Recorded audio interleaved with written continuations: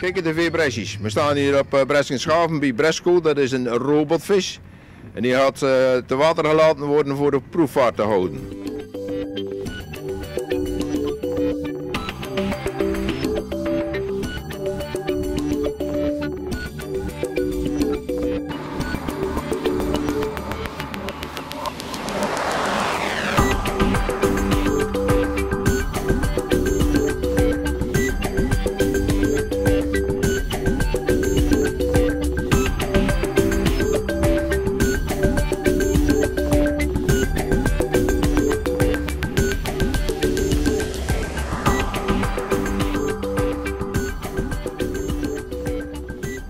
We staan hier bij Bresco en met de bestuurder van Bresco, dat is Rinus van Noordenhem.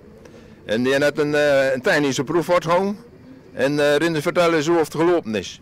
Nou, niet helemaal volgens de reglementen, Jan. Er zijn nog een klein paar probleempjes, maar die worden zeer zeker niet opgelost. Het is een delicaat spel natuurlijk, het is allemaal radiografisch bestuurbaar. En er wordt nog een beetje afstelling gedaan.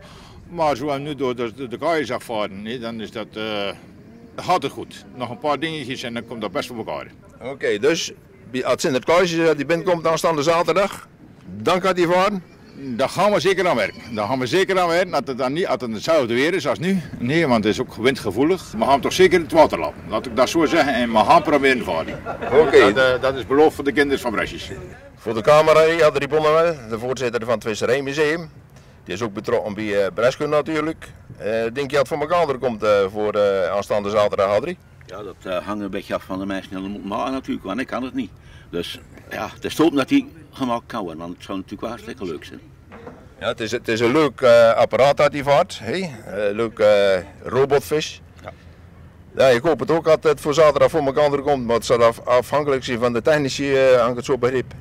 Ja, dat zit er wel in, want ik weet nog niet hoe het kan maken, maar we zullen het zien. En hopelijk dat hij zaterdag kan varen. Oké, Adrie, bedankt voor je reactie.